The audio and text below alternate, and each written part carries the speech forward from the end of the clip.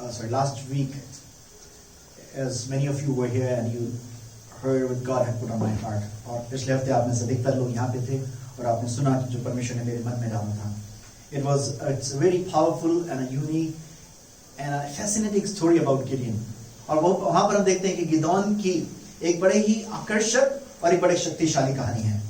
And it was God who just put on my heart so that I could share that, and I knew it was going to be extended, so I just broke it into two. So I will be continuing today about the same. और मुझे पता था कि वो काफी लंबी वृत्तांत या कहानी हो जाएगी, इसलिए मैंने उसको पिछले हफ्ते रोका था ताकि मैं आज उसको जो मैं कंटिन्यू कर सकूं.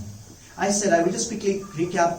I'm not going to just summarize everything, but just recap few points with you. मैं पूरी आपके साथ वचन नहीं दोहराऊंगा, लेकिन मैं जल्दी से शुद्धता से आपको बात बताना चाहता हूँ. We saw about the judges that how people were making repeated mistakes and how God raised help for them when they cried upon the Lord. हमने देखा कैसे लोग बार-बार गलतियां कर रहे थे और परमेश्वर ने उनके बीच में सहायता खड़ी करी जब उन्होंने परमेश्वर को पुकारा. I said, when we fear the things that we should not be afraid of. मैंने कहा जब हम उस चीजों से डरते हैं जिससे हमें नहीं डरना चाहिए, we make some of the most miserable mistakes of our life. उस डर के समय में हम अपने जीवन की सबसे विषम गलतियों को कर बैठते हैं. We also saw that Gideon was sitting at the wine press, and what was he doing? हमने इस बात को भी देखा कि गिदोन जो है वो जो था दाखरस जो अंगूर के रस के निकालने वाली उस जगह पे बैठा हुआ था. वो क्या कर रहा था? He was threshing the wheat. वो गेहूं को निकाल रहा था बालियों में से. And that is what I said. When we are scared, how quickly or how swiftly we get drifted away even from our vision and the purpose of life. जब हम डर में चले जाते हैं, हमने देखा हम कैसे अपने जीवन के मकसद से, अपने जीवन की बातों से भी हम उस उद्देश्य से, उस दर्शन से कितनी खूबसूरती से भटक जाते हैं.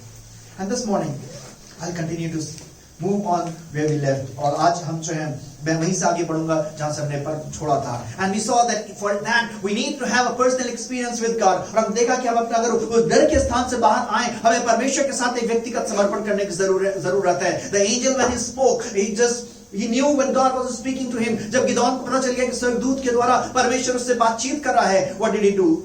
He ran and he brought the sacrifices and gifts to offer unto God. और हम जानते हैं कि वो भागा और उसने क्या किया? अपने वरदानों को, अपने बलिदान को परमेश्वर के सम्मुख उसके स्वर्गदूत के द्वारा जो चढ़ाया. And we know, I spoke that when we have a call, we just need to give ourselves, surrender ourselves in the hands of God. और मैंने इस बात को बोला, जब परमेश्वर की बुलाहट हम महसूस करते हैं, हमें केवल क्या करना, अपने जीवन को परमेश्वर के हाथों में सौंपने की जरूरत है. Yes, we will have many times grievances in our lives. कई बार हमारे जीवन में दुख और शिकायतें होंगी, and that could be genuine and very honest. और वो सचमुच में वास्तविक और बड़ी genuine हो सकती हैं. But when we encounter God's presence in our life, लेकिन जब हम परमेश्वर की उस उपस्थिति को अपने जीवन में महसूस करते हैं, we overcome them. हम उन पे विजय प्राप्त करते हैं. And that is the time when we realize that whatever the things that we have witnessed as a wrong example, we need to stand then and stand against them. और हमें जब हमने अभी तक जिन गलत नमूनों का सामना किया था, जिनकी वजह से हम चोटिल होकर के रुक गए थे, अब वो समय होता है जब आग का अनुभव हमारे जीवन में आए, हम क्या करें? अपने जीवन को परमेश्वर के हाथों में सौंप करके उन रीति रिवाजों को, उन गलत परंपराओं को हम परमेश्वर की हुजूरी में खड़े होकर के हम तोड़ना शुरू कर दें. And we saw that Gideon did. So, और हमने देखा कि गिदोन ने वैसे ही किया. What his father had raised up the wrong altars that was not pleasing to God, he stood up and broke them. और वो वेदियां जो परमेश्वर के विरुद्ध में जिसके पिता ने बनाई थी, ये गिदोन खड़ा होकर के क्या किया? उसने उसको तोड़ दिया. And yes, when you start to take a walk, a leap ahead in the ways of God, expect more troubles in your life.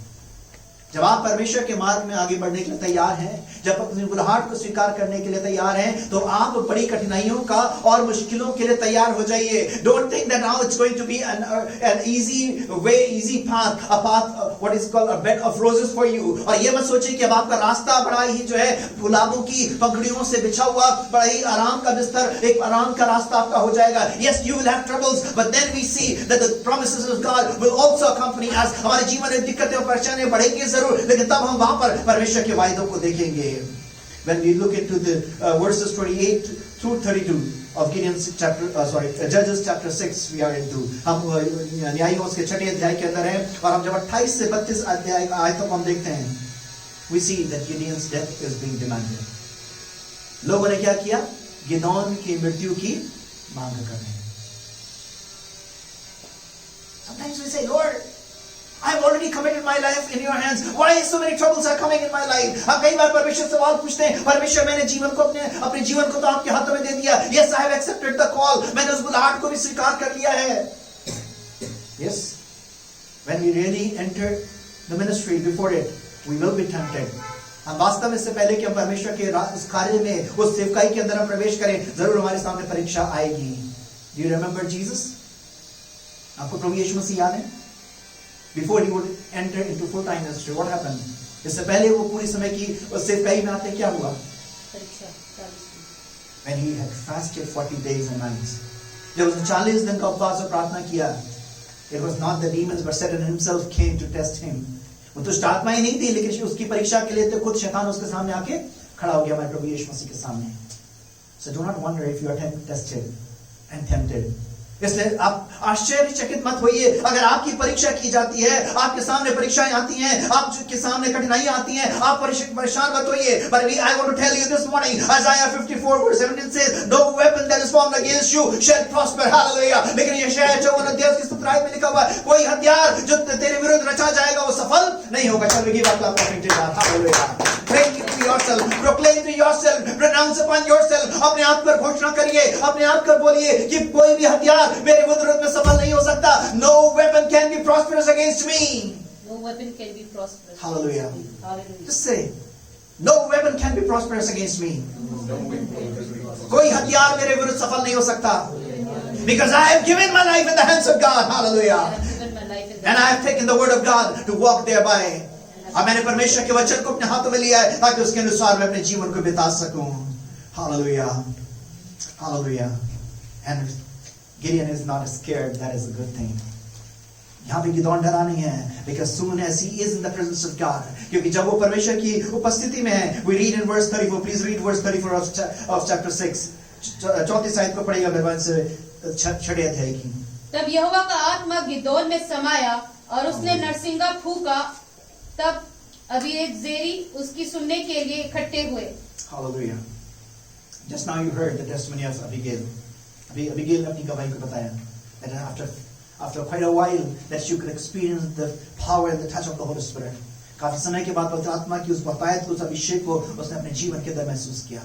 You know, sometimes why we struggle or why we just stumble and fall down. कई बार हम क्यों संघर्ष करते हैं, हम क्यों ठोकर खा के गिर जाते हैं? Because we do not have the power of the Holy Spirit in us. क्योंकि हमारे अंदर वो पवित्र आत्मा की सामर्थ्य नहीं है. Sometimes we think, yes, I have the knowledge of God in my mind and with my own strength and that knowledge I can do things. कई बार हमें लगता है परमेश्वर की बातों को जानते हैं, हमारे पास कई चीजों का ज्ञान है और उन ज्ञान के द्वारा हम अपनी विजय को प्राप्त कर लेंगे. But you know, the Bible says not by might, not by power. परमेश्वर का वचन क्या कहता है? ना तो बल से, ना शक्ति से, but by my spirit. But by my spirit. And this was the word that was given, passed on to Zerubbabel. और ये वचन क्या था? उस समय के गवर्नर को जो था ज़रुब्बाबेल तक पहुंचाने के लिए परमेश्वर ने उसको कहा था, not by might or power, but by my spirit this mountain will collapse, will come down. ना बल से, ना शक्ति से, लेकिन मेरी आत्मा के द्वारा ये पहाड़ भी जो है नीचे गिर जाएगा.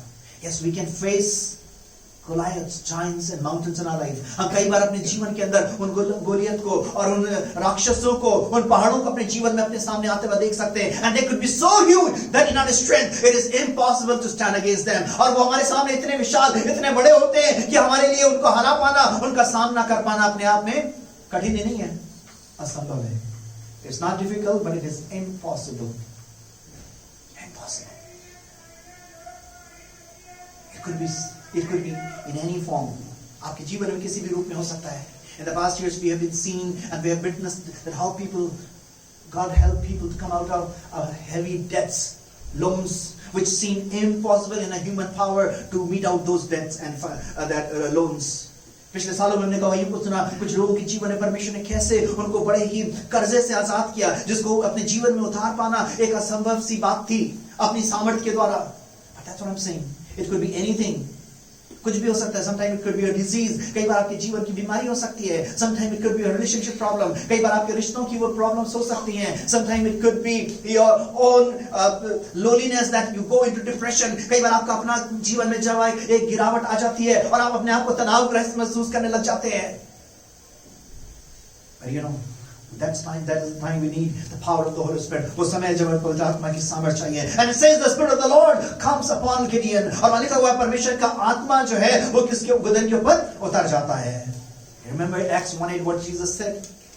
प्रेरितों का काम 1 अध्याय उसके 8 में यीशु मसीह ने क्या कहा? And he said actually wait. If you do not get the power of the Holy Spirit, just do not move in your strength. यीशु मसीह ने बोला था ठहरे रहना, रुके रहना, अपनी सामर्थ्य में अपनी ताकत में आगे बढ़ना. जब तक कि तुम पवित्र आत्मा की भरपूरी ना पाओ, जब तक पवित्र आत्मा का सामर्थ्य ना पाओ, आगे बढ़ना. Until unless you are filled with the Holy Spirit, you receive the power of the Holy Spirit, do not step out. And this morning I want to tell you, howsoever the brain knowledge you have, आपके पास कितना भी दिमागी ज्ञान क्यों नहीं हो, maybe some of the past experiences you have, हो सकता है आपके पास अपने जीवन के पुराने अनुभव हो. You remember that Samson could not live his life with his past experiences. आपको पता है समसून जो था अपने जीवन को अपने पुराने बीते समय के अनुभव से नहीं अपनी विजय को नहीं ले पाया. He knew that in the past how the power came upon him and he broke down all his ties and he was made free. उसको याद था कि पुराने समय में कैसे परमेश्वर का सामर्थ्य के आत्मा के द्वारा उस सामर्थ्य के द्वारा जो था वो अपनी रस्सियों को तोड़ देता था, हमेशा साथ हो जाता था. And this time he was thinking again. और यहाँ पे इस बार भी वो सोच रहा है, basing on the past experiences, not knowing that he didn't have the power of the Holy Spirit right now. और अपने पुराने अनुभवों के आधार पे केवल सोच रहा है, ये नहीं जानता है कि अभी इसके पास पवित्र आत्मा की सामर्थ्य नहीं है. Do you understand?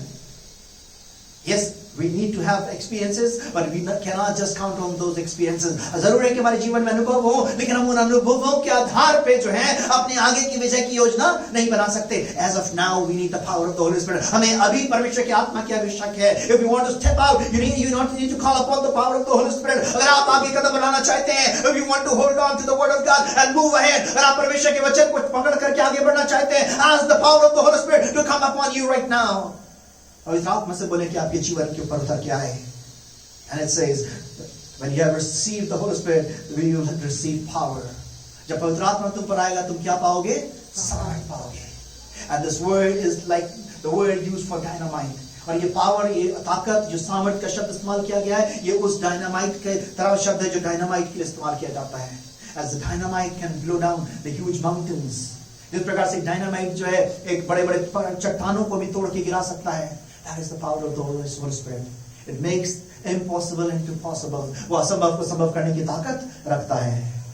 Isaiah 10:27 says, the yoke shall be broken because of the anointing. और यशायाह 10 अध्याय उसकी 27 में लिखा हुआ, अभिषेक के कारण हर एक जुआ तोड़ा जाएगा. Whatever the yoke you have been bearing so far. आप अपने जीवन में कोई भी जुआ क्यों ना अभी तक लेकर के आ रहे हो. Maybe as I was talking from the life of Gideon, जैसे हम गिदोन के जीवन से देख रहे थे, he had the yoke that he had never seen a good testimony from his family, from his father. हम जैसे उसकी बात कर रहे थे, उसने अपने पिता से, अपने परिवार से कोई अच्छी गवाही को नहीं देखा था. He had been so much hurt और वो बड़ा ही अपने जीवन में चोटिल था. He said, yes, we read about it, but we didn't see. हमने पढ़ा जरूर है, लेकिन हमने उसको देखा नहीं है. He was under a yoke. एक बंधन के अंदर था, एक जुए के अंदर था. But when the Spirit of the Lord comes upon him, जब पवित्र आत्मा उसके ऊपर आता है, what does he do? क्या करता है? Please read. Go ahead. Verse 34. इसके बाद सब मिद्यानी और अमलेकी और पूर्वी इकट्ठे हुए और पार आकर यिज्रेल की तराई में डेरे डाले. तब यहोवा का आत्मा गिदोन में समाया और उसने नरसिंगा फूका. तब एबीएजेरी उसकी सुनने के लिए इकट्ठे हुए. Okay, when the Spirit of the Lord comes, what does he do? He blows the trumpet. Hallelujah. जब पवित्र आत्मा उसके ऊपर आया और वो क्या कर रहा है, तब वो ट्रम्पेट को बना रहा है. Hallelujah. The Spirit of the Lord comes and he responds to his call and he takes up the call. Hallelujah. Shall we give him a clap of God? जब पवित्र आत्मा उसके ऊपर आता है, वो परमेश्वर की उस बुलाहट का प्रत्युत्तर देता है और उस ट्रम्पेट को उठा लेता है. Why were the trumpets blown? नरसिंगों को क्यों फूका जाता था? लड़ाई की घोषणा. It was for two things. It was a signal to the war, to an alarm एक सिग्नल था युद्ध के लिए, एक चेतावनी के लिए यूज किया जाता था, and it was also to gather people in one place. और वो इसलिए भी इकट्ठा किया जाता था ताकि लोग जो है निकल करके एक जगह इकट्ठे होने लग जाएं. Yes, because God has said now, you have to fight.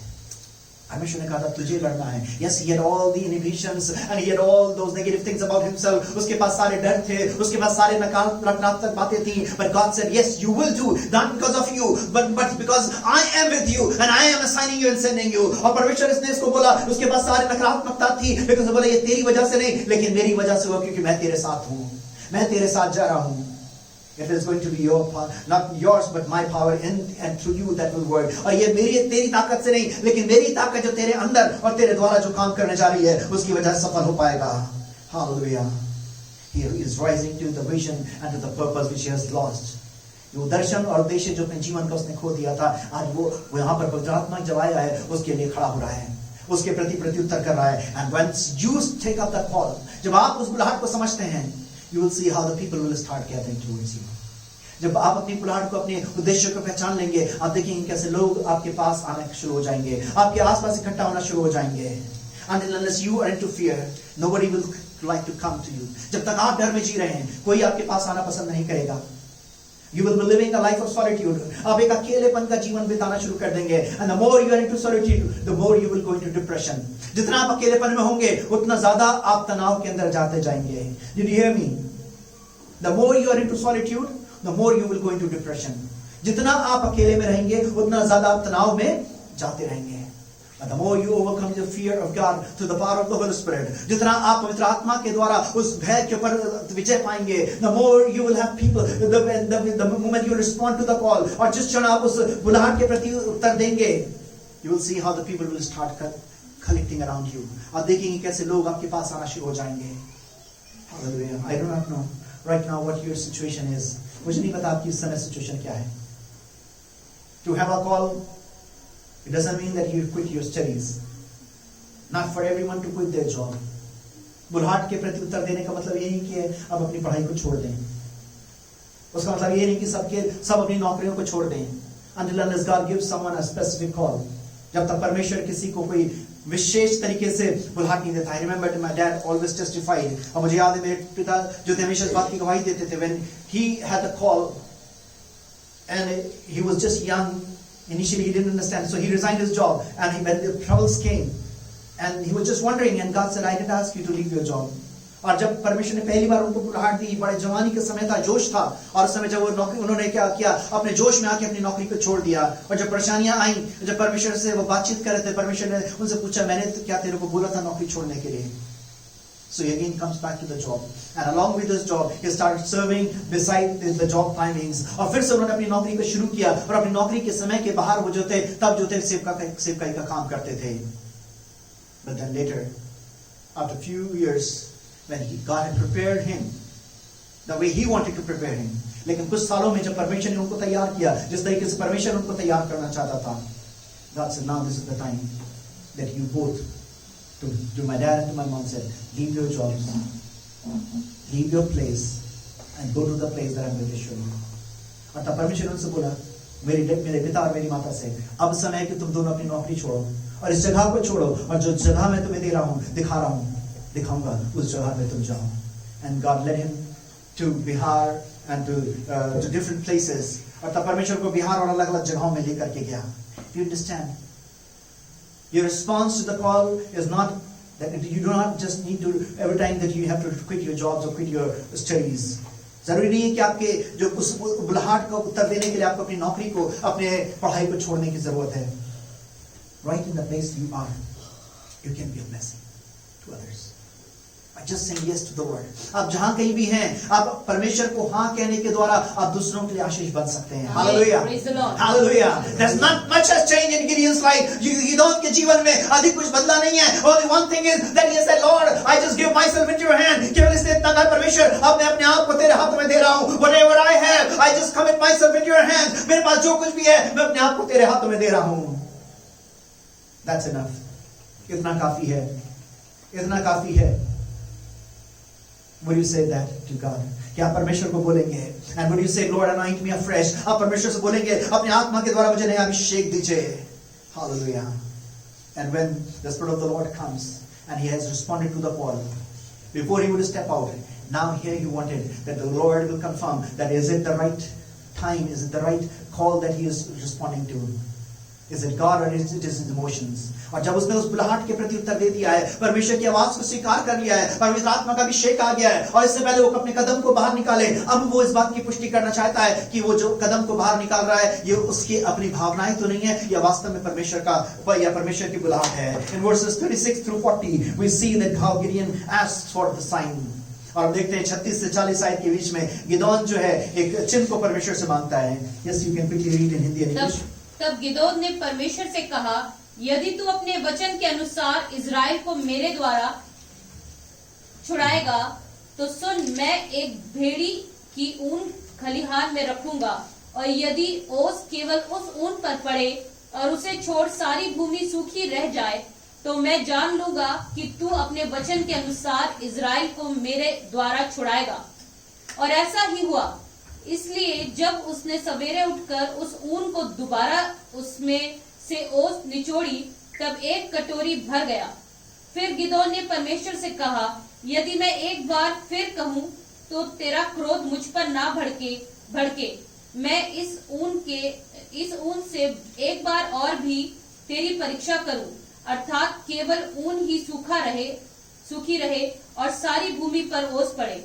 उस रात को परमेश्वर ने ऐसा ही किया, अर्थात केवल ऊन ही सूखी रह गई और सारी भूमि पर ओस पड़ी. Is it somebody in English? Behold, I will put and Gideon said unto God, if thou wilt save Israel by mine hands, as thou hast said, behold, I will put a fleece of wool on the floor, and if the dew be on the fleece only, and it be dry upon the earth beside, then shall I know that thou wilt save Israel by my hand, as thou hast said.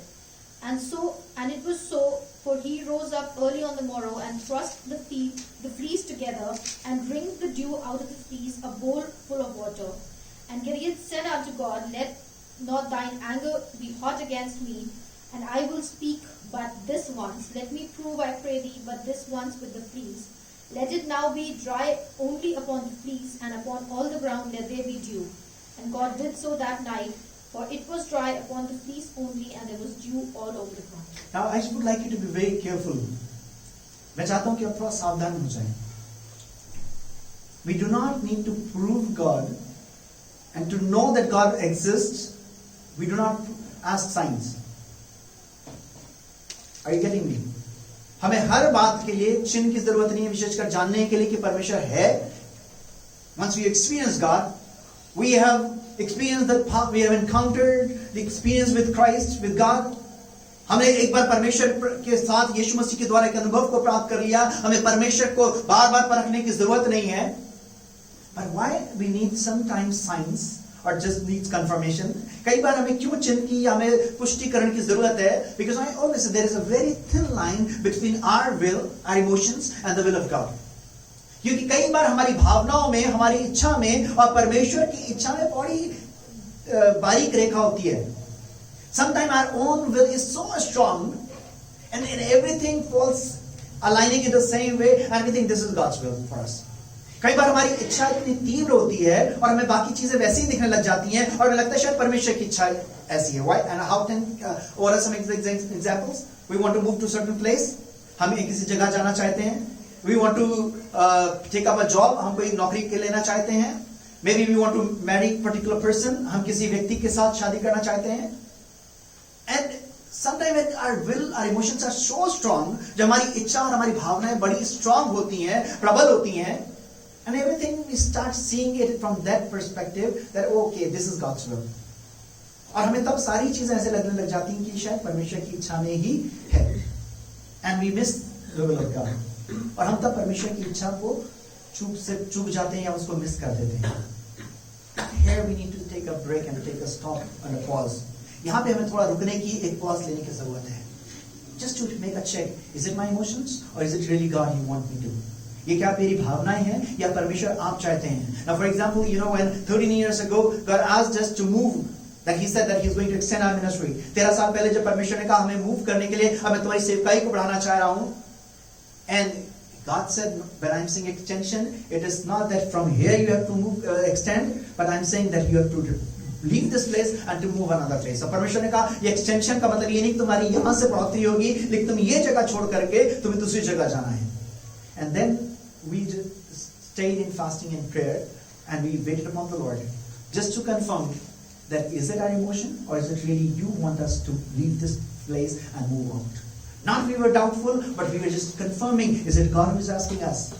हमारे अंदर कोई शक नहीं था, लेकिन हम इस बात की पुष्टि करना चाहते थे क्या सचमुच में परमेश्वर आपकी मर्जी है कि हम अपने माता पिता के स्थान को, अपनी गृह कलीसिया के स्थान को, अपने शहर को छोड़ करके हम दूसरी जगह में जाएं.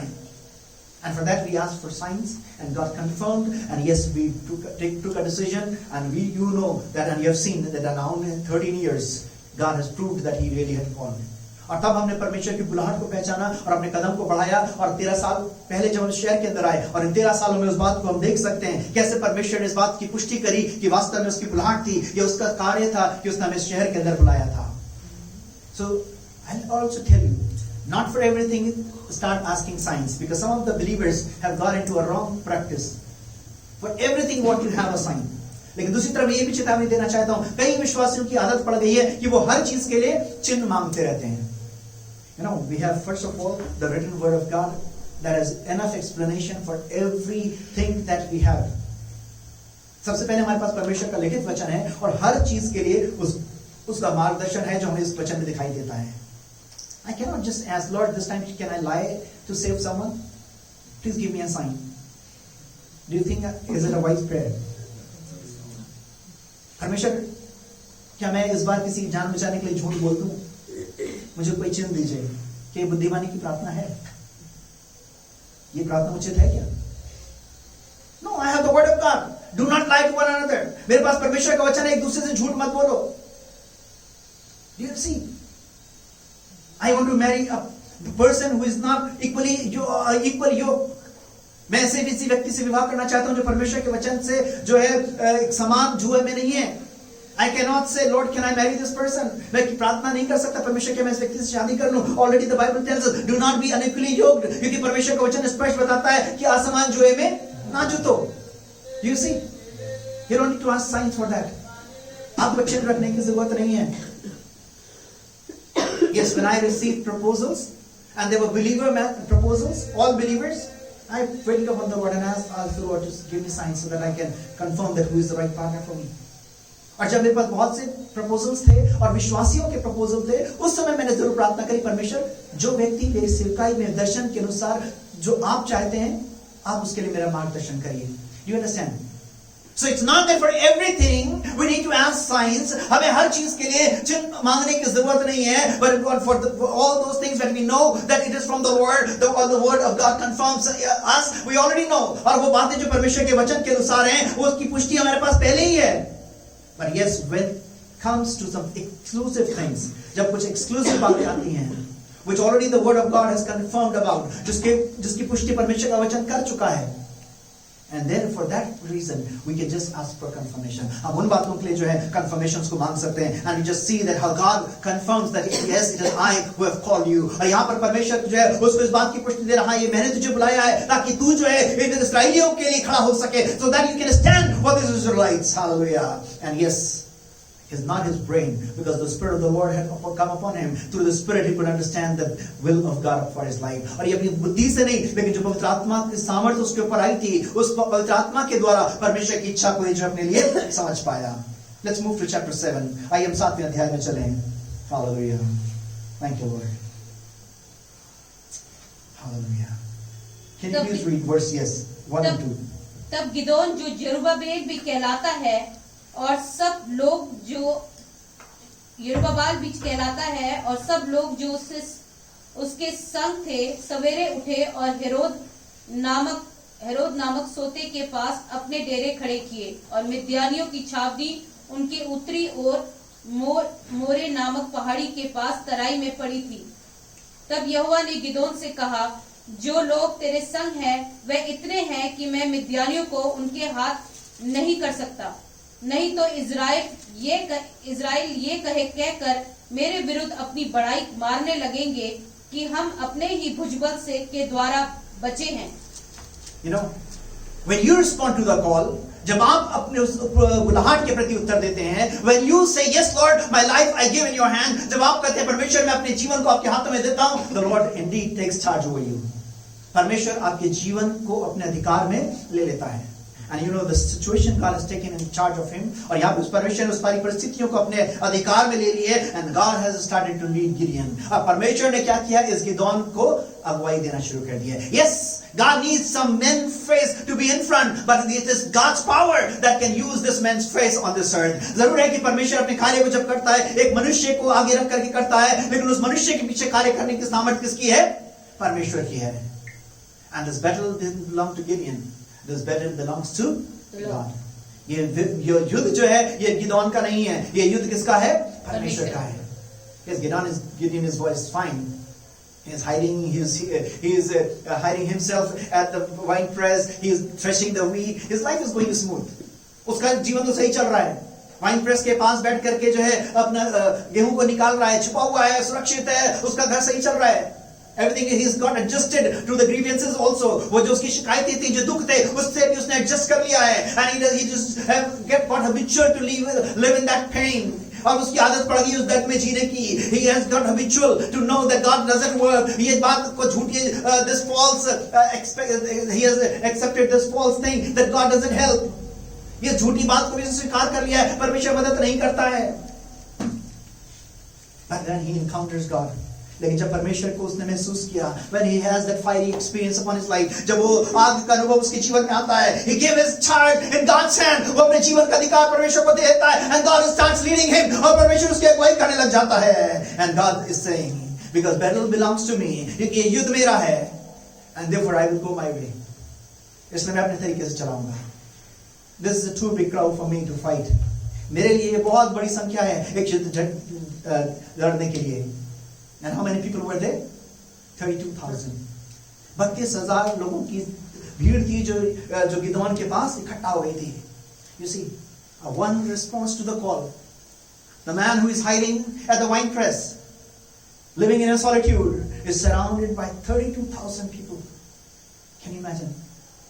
एक व्यक्ति जो डर के कारण वाइन प्रेस पे छिपा हुआ है, एक अकेलेपन का जीवन बिता रहा है, परमेश्वर की आत्मा में आकर के जब वो प्रत्युत्तर देता है, कितने लोग? 32,000 लोग उसके पास इकट्ठा हो जाते हैं. Yes, you need to be a blessing to many people.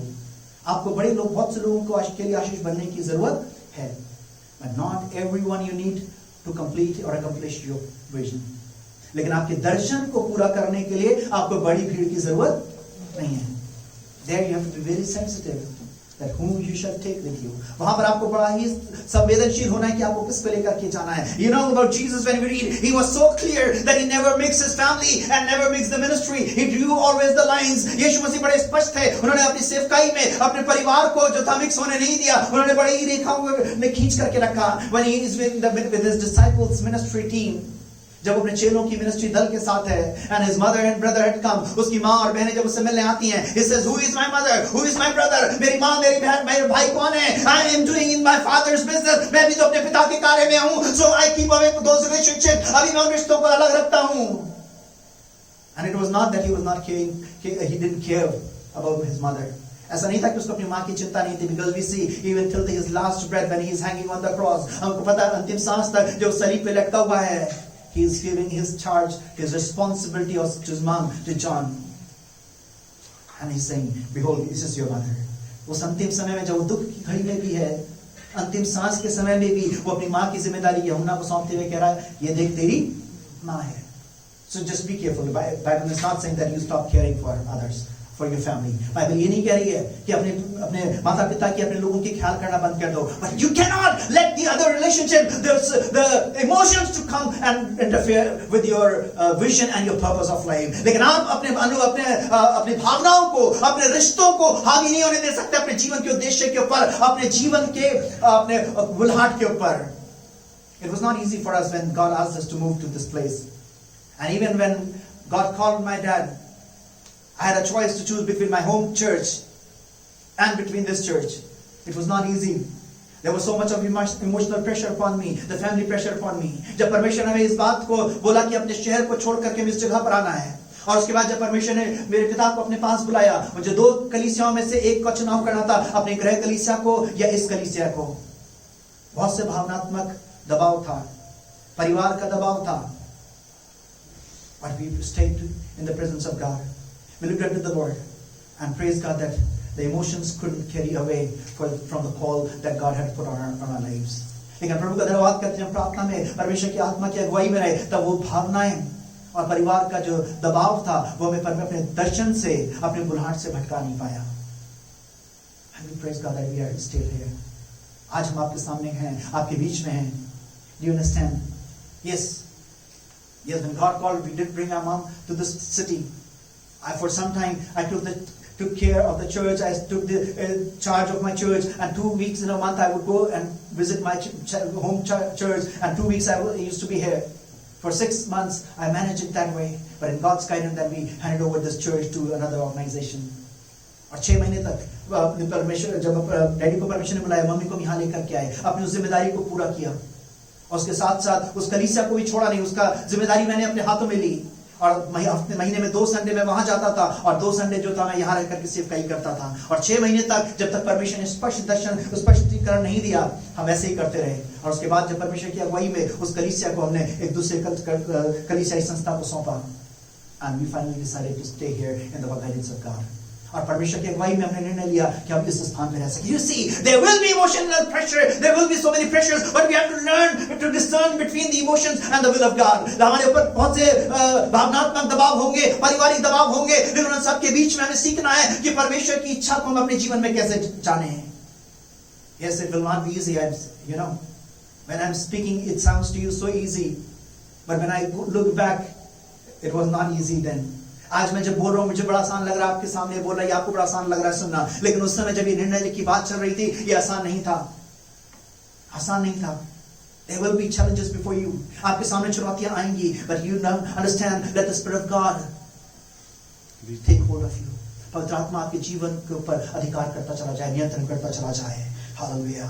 Then God have His charge, and then you'll have to allow God to have His way. जब परमेश्वर को अधिकार देंगे, तो आपके परमेश्वर के तरीके को भी स्वीकार करना पड़ेगा। You cannot say that I will have my own strategies. आप ये नहीं कह सकते मेरी अपनी रणनीतियां चलेगी। No, you cannot. You have to say, Lord, not my will, but let Your will be done. आपको कहना पड़ेगा परमेश्वर मेरी नहीं, परंतु आपकी इच्छा पूरी होने पाए। Not my strategies, but let Your strategies be done. आपकी रणनीति नहीं, पर मेरी नहीं, परंतु आपकी रणनीति पूरी होने पाए। And he says, okay, verse 3 please. 3 आयत को पढ़ेगा। इसीलिए तू जाकर लोगों में ये प्रचार करके सुना दे, जो कोई डर के मारे थरथराता हो, वे गिलाद पहाड़ से लौट कर चला जाए। तब 22,000 लोग लौट गए और केवल 10,000 रह गए। You know, in the crowd, many people will be there that who have come out of emotions. They have not yet been grounded in the fear and the love of God. उस भीड़ में बहुत से लोग होंगे जो केवल भावनात्मक तौर से उठ के खड़े हो गए होंगे, वो भी परमेश्वर के वचन में, परमेश्वर के प्यार में परिपक्व नहीं हुए हैं। And the moment he says, all those who are scared, who still fear, how many leave? 20,000. 22,000. जब उन्होंने बोला कि जो लोग डरते हैं अभी भी, कितने लोग एक बार में छोड़ के चले गए? 22,000. Imagine. Out of 32,000, 22,000 who seemed that, oh hallelujah, praise the Lord. You see, you think that you thought that the choir is too big, the ministry team is too big, but 22,000 are just leaving. 22,000 लोग डर के चले गए. So you know, always never be fascinated by the number, by big figures. इसलिए कभी भी बड़ी संख्या को देख के प्रभावित मत होइए. Always be fascinated by the word of God and by the call of the Holy Spirit. हमेशा परमेश्वर के वचन के द्वारा, पवित्र आत्मा की बुलाहट के द्वारा fascinate होइए. Let the word of God empower you. Let the Spirit of God empower you. परमेश्वर का वचन और परमेश्वर का आत्मा आपको बलवंत करने पाए. Amen. Hallelujah. Praise the Lord. When we move to verse 4 through 8, I'm not going to read the whole thing. और उसके बाद जब 4 से 8 आयत को हम देखते हैं, God says, no, still these people are too many. अभी भी ये लोग बहुत हैं. अभी भी ये लोग बहुत हैं. And why God is saying, because if you go in a big number, you will take the credit for yourself. It is we in our power, we have conquered this. क्योंकि जब तुम बड़ी संख्या में जाओगे तो तुम उसका श्रेय किसको दोगे? अपने आप को दे दोगे. क्योंकि तुम्हें लगेगा मेरी ताकत है, मैंने अपनी ताकत से, हमारी ताकत से हमने विजय पा ली है. Now please remember, there are certain warnings that we need to take. Even if we are called to be people of God. अगर आप परमेश्वर के लोग कहलाते हैं, फिर भी कुछ चेतावनी है जिसको बड़ी गंभीरता से आपको लेने की जरूरत है. Glory belongs to God. Amen. Hallelujah. Glory belongs to महिमा किसकी है? परमेश्वर. महिमा किसकी है? परमेश्वर. Glory doesn't belong to me. Glory doesn't belong to this pulpit. महिमा इस pulpit की नहीं है. महिमा मेरी नहीं है. Glory belongs to God. महिमा परमेश्वर की है. Will you give honor and glory to God? क्या आप परमेश्वर को महिमा देंगे? Because it is very easy that we get fascinated and we start receiving glory for ourselves. क्योंकि बड़ा आसान होता है, हम महिमा खुद लेने लग जाते हैं. When people are applauding, when people are giving a big pat on our shoulders, oh, I think it's me. I had such a good theological degrees. I had such a long experience. क्योंकि लोग चप्पू थपथपाने लग जाते हैं, जब तालियां बजाने लग जाते हैं, मुझे लगता है तो मेरा अनुभव था, मेरे पास बड़ी डिग्रियां हैं, इसलिए मैं बड़ा अच्छा प्रचार कर सका, इसलिए मैं बड़े बड़े काम कर सका. Remember, God, glory belongs to God. परमेश्वर की महिमा परमेश्वर की है. And you know the way he's selecting. Please, okay, you can read it quickly so that at least you have the idea. जल्दी से पढ़ लीजिए ताकि आपको अंदाजा लग जाए. फिर यहोवा ने गिदोन से कहा, अब भी लोग अधिक हैं, उन्हें सोते के पास नीचे ले चल, वहां मैं उन्हें तेरे लिए परखूंगा, और जिसके विषय में मैं तुझसे कहूँ ये तेरे संग चले, वह तो तेरे संग चले, और जिसके विषय में मैं कहूँ ये तेरे संग ना जाए, वह ना जाए. तब वह उनको सोते के पास नीचे ले गया. वहां यहोवा ने गिदोन से कहा, जितने कुत्ते के समान जीभ से पानी चपड़ चपड़ करके पिए उनको अलग रख, और वैसा ही उन्हें भी जो घुटने टेक कर पिए. जिन्होंने मुंह में हाथ लगा चपड़ चपड़ करके पानी पिया, उनकी तो गिनती 300 ठहरी, और बाकी सब लोगों ने घुटने टेक कर पानी पिया. तब यहोवा ने गिदोन से कहा, इन 300 चपड़ चपड़ करके पीने वालों के द्वारा मैं तुमको छुड़ाऊंगा, और मिद्यानियों को तेरे हाथ में कर दूंगा, और उन अन्य सब लोग अपने अपने स्थान को लौट जाएं. You know, when David was facing Goliath, जब दाऊद जो था गोलायत का सामना कर रहा है, he's talking to Goliath, वो गोलायत से बातचीत कर रहा है. And in 1 Samuel verse 17, so chapter 17 verse 47 says, you know, because it is God who is going to give you into my hand. और वहां पे वो गोलायत से बात करते बोला, ये परमेश्वर है जो तुझे मेरे हाथ में करने जा रहा है. And the people are going to see this. लोग ये देखेंगे, because the battle belongs to God. क्योंकि युद्ध परमेश्वर का है. And therefore he refused to take all those arms and ammunitions and all those weapons what king was giving him, offering him. इसलिए वो जो राजा उसको हथियार दे रहा था, वो सारा लेने से इनकार कर देता है, और वो कहता पूरी दुनिया आज देखने जा रही है कि तू परमेश्वर तुझको मेरे हाथ में कर देगा, क्योंकि ये युद्ध किसका है? परमेश्वर का है. Would you say this morning the battle belongs to the Lord? क्या आज आप बोलेंगे ये युद्ध जो है परमेश्वर का है? युद्ध परमेश्वर का है. Whatever I am facing right now, belongs to the Lord. Hallelujah. मैं इस समय जिस चीज का सामना कर रहा हूँ, Facing right now. the battle belongs to the Battle Lord. belongs to the Lord. Lord, I bring this battle to your hands. Oh, hallelujah. Please say, Lord, I bring this battle. परमेश्वर मैं युद्ध को तेरे हाथों में देता हूँ, देती हूँ. मैं इस युद्ध को तेरे हाथ में. And I am willing to open myself for your strategies. I am willing to open. मैं तेरी रणनीतियों को लेने के लिए तैयार For हूँ. your strategies. Lord. Your brain will not accept it, you know. आपका दिमाग नहीं समझ पाएगा. Thank you, God. Because if you are having, no, I'm not condemning. Please don't be, just don't be offended. I'm not condemning anything. मैं किसी चीज का को condemn नहीं कर रहा हूँ. Like for an instance, if you are taking an audition for a choir, अगर हम audition ले रहे हैं choir का, what will you see? We'll see the best of the voice, the best of the skills, right? हम क्या देखेंगे? सबसे अच्छी आवाज होनी चाहिए, सबसे अच्छी निपुणता. I'm saying not against, okay? But this is the trend. This is the human trend. Yes. लेकिन मानवीय तरीका यही होगा. And so also when we are looking to go for a battle, अगर हम किसी युद्ध के लिए देख रहे हैं, so we would look people of some mighty valor, people of dignity. हम लोग ऐसे देखेंगे जो बड़े ऊंचे हों, dignity वाले हों और बड़े ताकतवर हों. But God is saying no. Dogs considered to be of low dignity. कुत्ते जिनकी कोई dignity नहीं मानी जाती है. Powerless, ताकतहीन. God is saying, just take that kind of people. इस तरीके के लोगों को ले लो.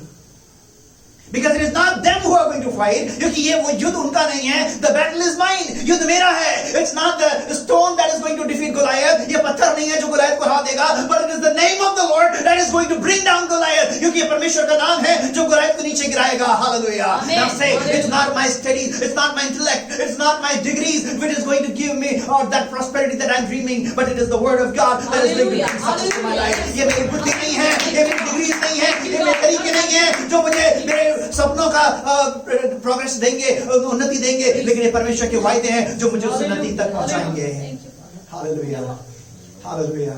Because when we look at the prodigal son's life, जब हम प्रौढ़ पुत्र के जीवन को देखते हैं, he had lost everything. According to the word's pattern, he didn't have a right to single penny off to his father. क्योंकि हम दुनिया के तरीके से देखते हैं, प्रौढ़ पुत्र का अधिकार तो उसकी 1 रुपए पे भी नहीं था. But God's ways are immense and different, beyond human understanding. लेकिन परमेश्वर के तरीके, परमेश्वर की बातें जो मनुष्य के ज्ञान के, मनुष्य के तरीकों के विपरीत है.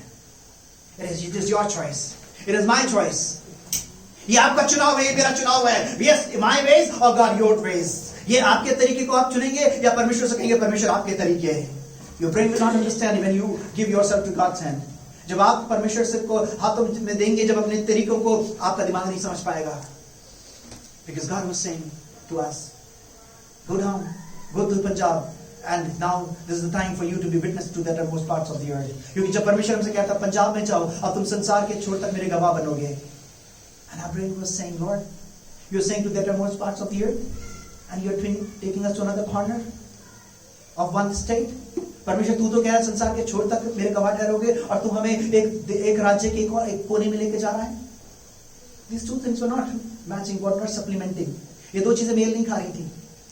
But yes, as we moved in faith, in 8 years we found that how God started bringing international people to our church, and how God is raising these people so that they can go back to their nations and witness God.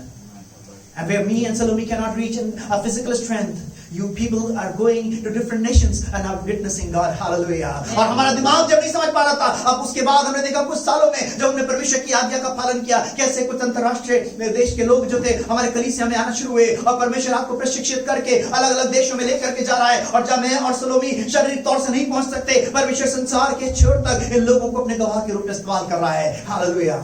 Hallelujah. Yes, in the initial stages your brain will not understand, and it's okay. शुरू के समय में आपका दिमाग नहीं समझ पाएगा, और कोई बात नहीं, कोई फर्क नहीं पड़ता. It's okay. My brain is not understanding, it's okay. मेरा दिमाग नहीं समझ पा रहा है, ठीक है, कोई बात नहीं. But I know God is speaking to me because I have that anointing. I have experienced that God in my in a personal relationship. मैंने परमेश्वर की उस आत्मा के अभिषेक को, एक व्यक्तिगत उसके साथ अनुभव को मैंने पाया है. Hallelujah. Ephesians 3 verse 20-21. इफिसियों की 3 अध्याय की 20 और 21 आयत में भाई से पढ़ेंगे. Ephesians 3:20-21.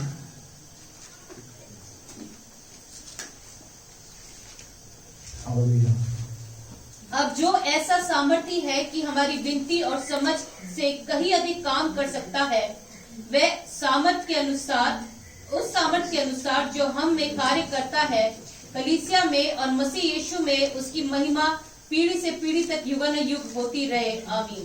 Somebody in English, please. Quickly. Now unto him that is able to do exceeding abundantly above all that we ask or think, according to the power that worketh in us. Unto him be glory in the churches by Jesus Christ throughout all ages, world without end. You know, our brain cannot understand, but he is able to do because glory belongs to him. हमारा दिमाग नहीं समझ सकता, लेकिन वो काम करने की ताकत रखता है क्योंकि महिमा उसकी है. Psalm 29 verse 2 says, "Give unto the Lord the glory that is due unto His name." भजन संहिता 29 अध्याय की 2 आयत में लिखा हुआ है, वो महिमा जो उसके नाम के तुल्य है, वो महिमा उसको दो. Hallelujah. Yes. You have to yield whatever your degrees, what your status has been. You have been proud about that. Just say, Lord, I come into your hands. आपका पदवी, आपका designations, आपकी degrees, आपका status जो भी आपको लगता था आपके जीवन में एक बड़ा गौरवपूर्ण अनुभव देता आया है, आज आप उसको बोले परमेश्वर में सब कुछ तेरे हाथों में देता हूँ. Paul says, I consider my all credibilities as done.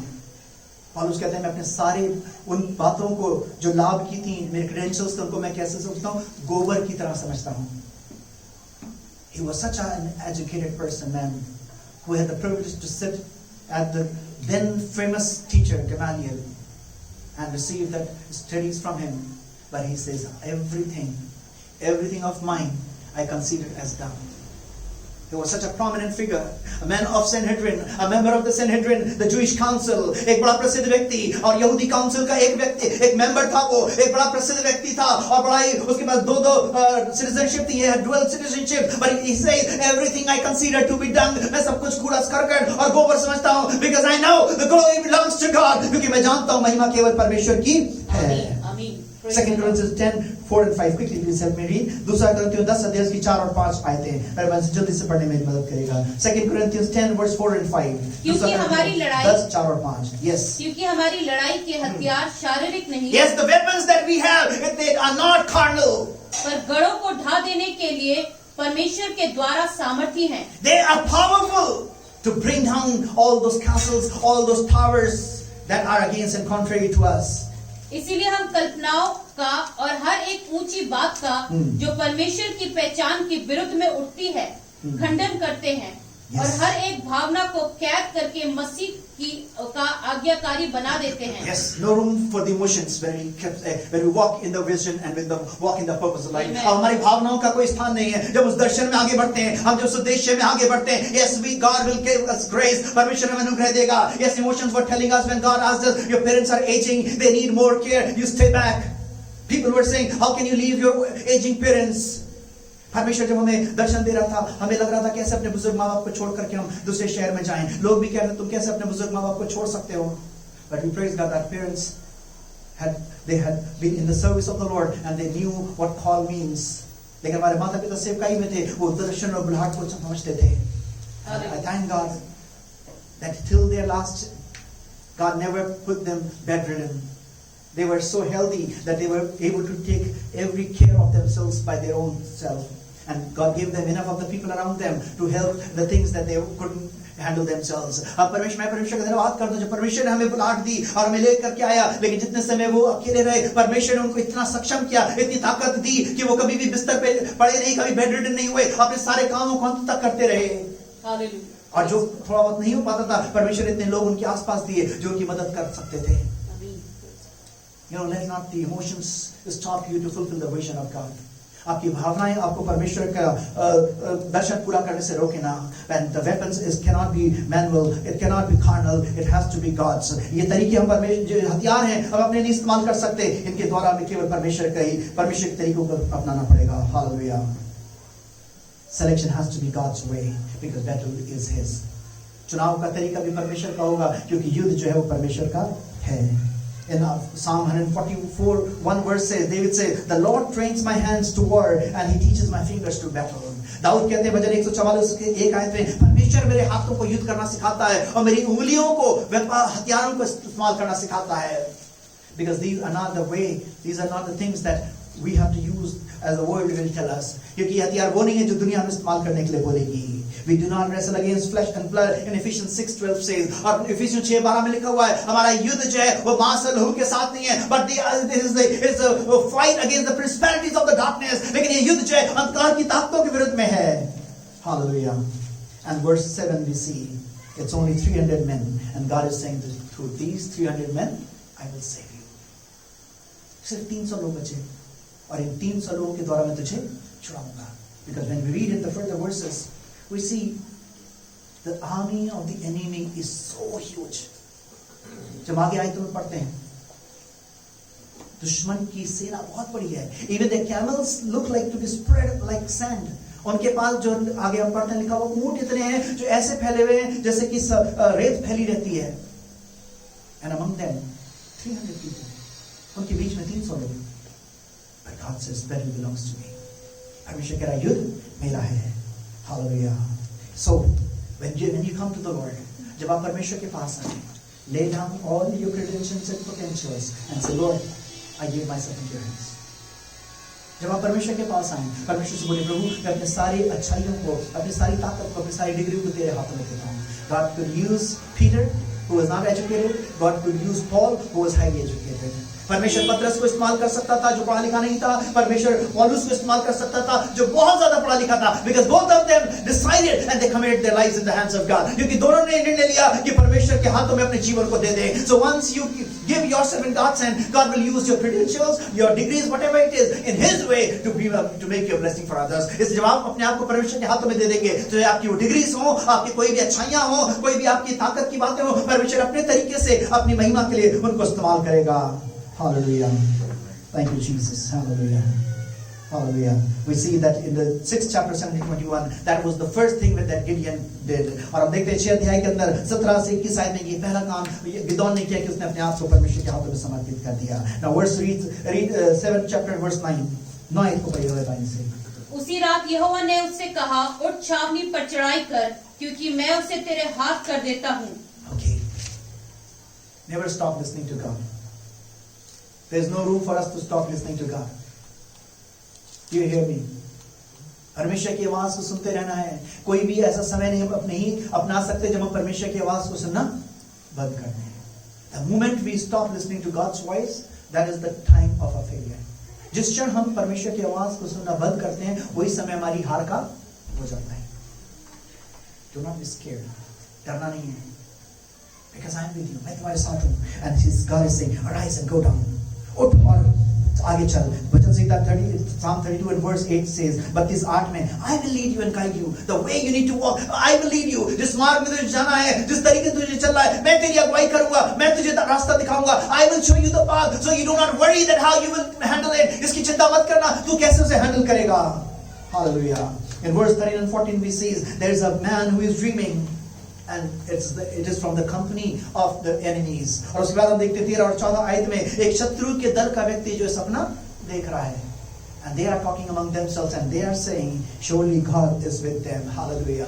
The enemy is testifying that God is with them. Hallelujah. और शत्रु के सेना के लोग इस बात की चर्चा कर रहे हैं और इस बात का बयान कर रहे हैं, इनका परमेश्वर इनके साथ है. Hallelujah. And that is the time when you know your success is true. It's going to happen. तब आपको पता चलता है कि आपकी विजय आने वाली है. You remember in the times of Joseph, आपको पता है यूसुफ के समय में the people that did not know God were saying that his God is with him and whatever he puts his hand into, his God makes him to prosper. और आपको पता है यूसुफ के समय में वो लोग जो परमेश्वर में विश्वास नहीं करते थे, वो कह रहे हैं यूसुफ से के लिए इसका परमेश्वर इसके साथ है और इसलिए जिस काम में भी हाथ लगाता है, इसका परमेश्वर इसको सफलता दे देता है. Although the negative situation still existed, but in the due course of time, God raised him to be the prime minister. जरूर था कुछ समय तक नकारात्मक परिस्थितियां नहीं, लेकिन जब वो आज्ञाकारिता में बढ़ता रहा, परमेश्वर ने उसको प्रधानमंत्री की पदवी तक पहुंचा दिया. Your situations for a while may remain negative, but as you yield yourself, and the enemy will start seeing, yes, their God is with them. जरूर हो सकता है परिस्थितियां आपकी कुछ समय नकारात्मक रहेंगी, लेकिन शत्रु देखना शुरू कर देगा, शत्रु इस बात को बोलना शुरू कर देगा, इनका परमेश्वर इनके साथ है. They have not experienced God, but that they will know that their God is with them. उन्होंने परमेश्वर का अनुभव नहीं किया है, लेकिन वो बोलना शुरू कर देंगे, इनका परमेश्वर इनके साथ है. Hallelujah. When we came, and it was the first house when we stayed, our first neighbor said, your God is with you, and whatever you just need, your God provides you. And in 1 year, everything God has provided you. And I know that your God is able, your Jesus is able, that whatever is remaining, He will provide you soon. हम जब इस शहर के अंदर आए, हमारे पड़ोसी जो पहली पड़ोसी थी, उसने इस बात को बोला, आपका परमेश्वर तो आपके लिए सब कुछ कर देता है. आपके परमेश्वर ने आपको इतने समय में इतना कुछ दे दिया है, और मुझे पता है जो कुछ आपकी चीजें रह गई हैं, आपका जीसस आपको वो भी दे देगा. Hallelujah. Our situation didn't change for many years. बहुत सालों तक हमारी परिस्थितियां नहीं बदली. We still went through hardships. हम फिर भी कठिनाइयों से गुजरते रहे. But we thank God. God who promises is true to His promises. लेकिन वो परमेश्वर जो वायदों का परमेश्वर है, वो आज भी सच्चा है.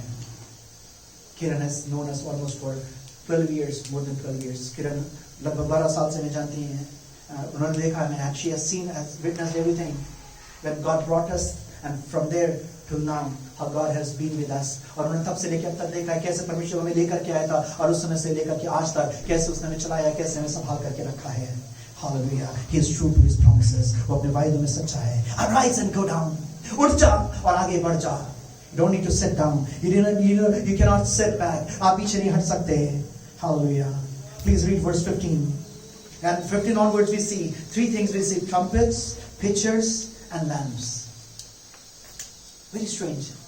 Going for a war, they do not have swords in their hand. They do not have the arms and ammunitions in their hands.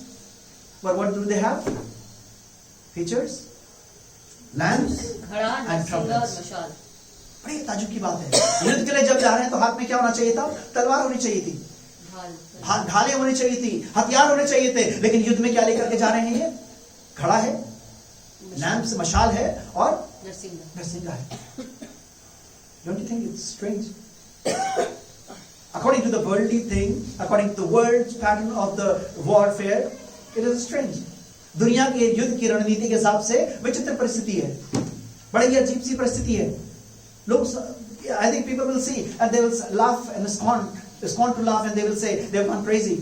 लोग देखेंगे तो हंसी उड़ाएंगे, मजाक उड़ाएंगे, ठट्टा करेंगे, कहेंगे पागल हो गए।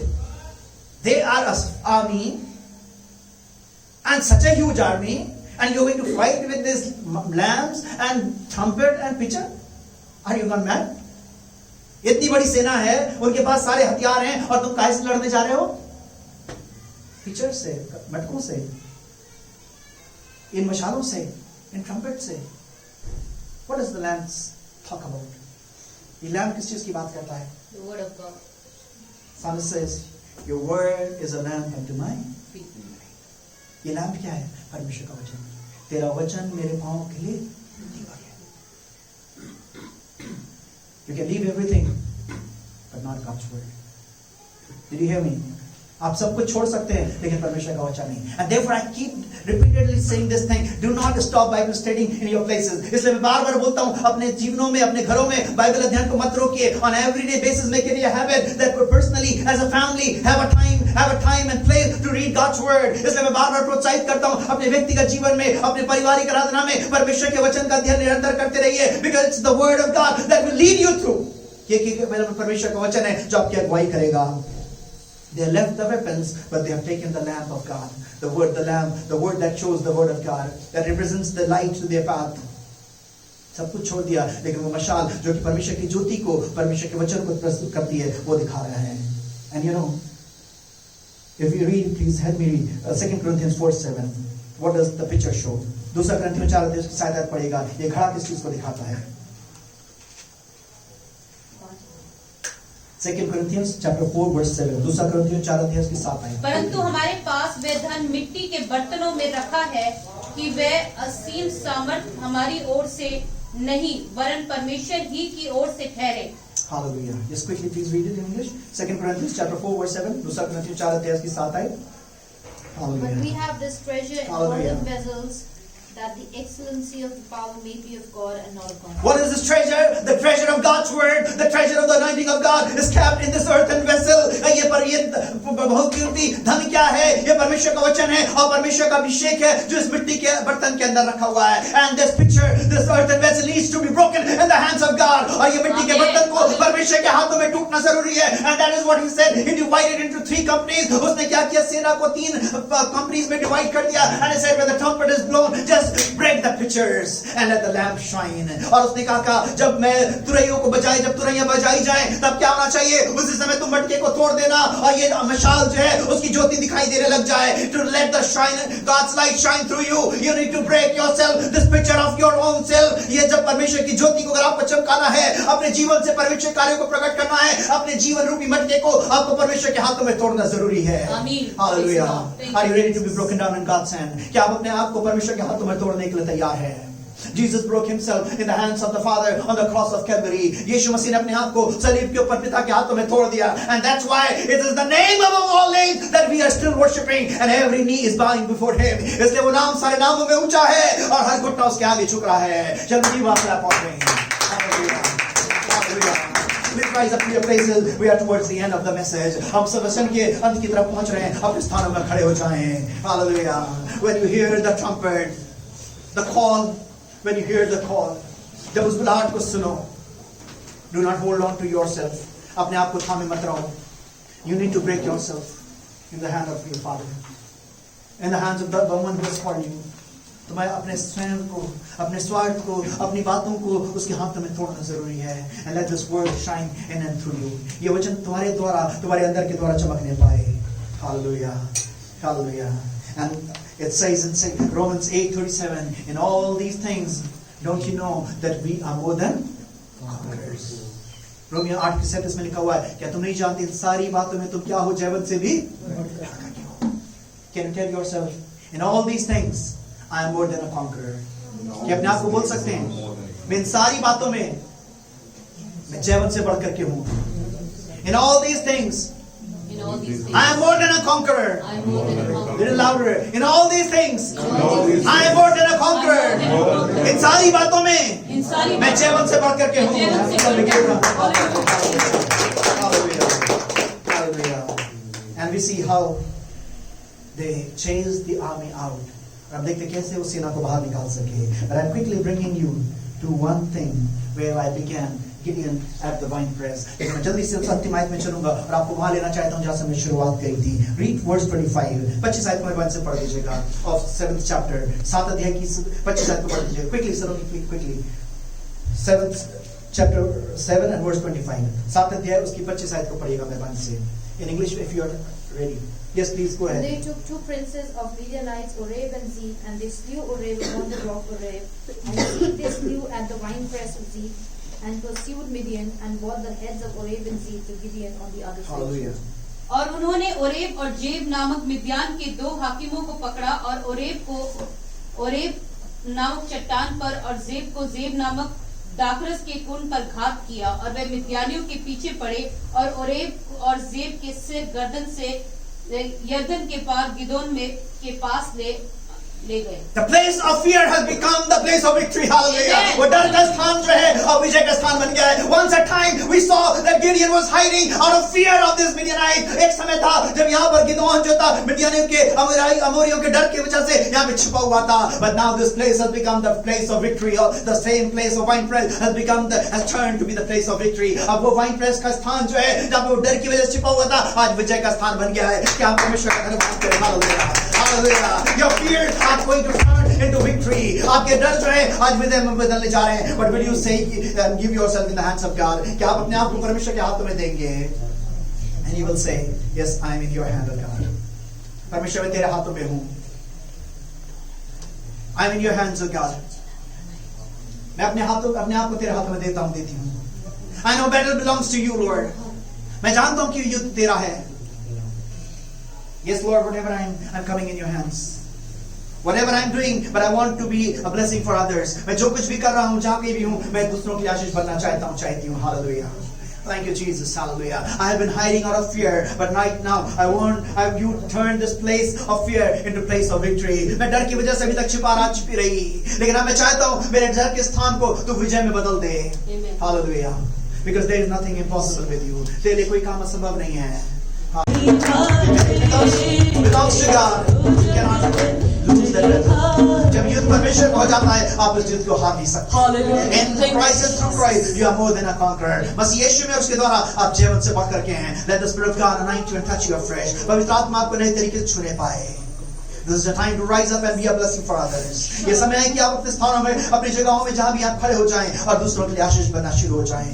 It's time is long spent when you wasted it just for yourself. समय बहुत बीत चुका है जिसको आपने केवल अपने लिए गंवा दिया, अपने ऊपर खर्च कर दिया, अपने ऊपर उड़ा दिया. This is the time for rise for others. ये समय आप दूसरों के लिए खड़े हो जाइए. And you don't have to do anything. Just you have to give yourself, yield yourself in the hands of God. आपको कुछ नहीं करना है, केवल अपने आप को उसके हाथों में देना है. And the Lord will take hold and He will take the charge and He will start guiding you at every step.